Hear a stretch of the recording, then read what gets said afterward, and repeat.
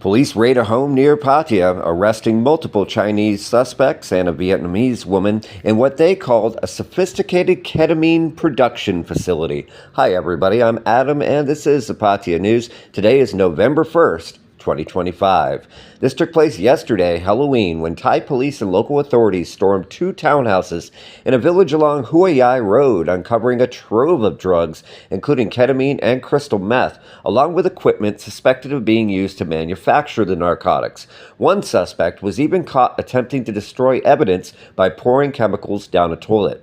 This took place at 1:30 p.m. and involved over 40 officers. It followed leads from a prior arrest 2 days earlier of another group of Chinese nationals accused of producing ketamine-laced electronic cigarettes, locally known as Pot K.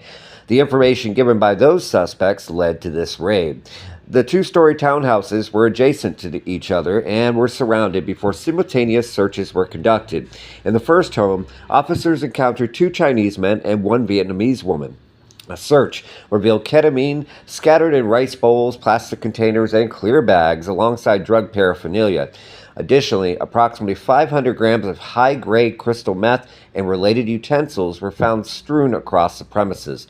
Two ketamine-infused vape devices were also seized. One Chinese national admitted ownership of the drugs and was identified as Mr. Kai Yu Lin, 38, and claimed he purchased the substances for personal use from an entertainer in the Pattaya area, but insisted he did not sell them. The other occupants claimed to have no involvement with the drugs and claimed they didn't know they were there, despite many of them being in plain view. The second house yielded a more dramatic discovery.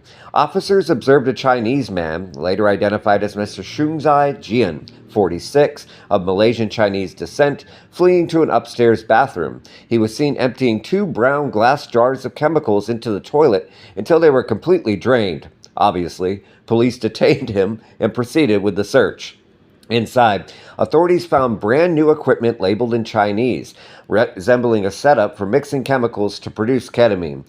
Various substances, including sodium, methanol, and unidentified others, were recovered, along with numerous clear plastic Ziploc bags. All items were taken as evidence.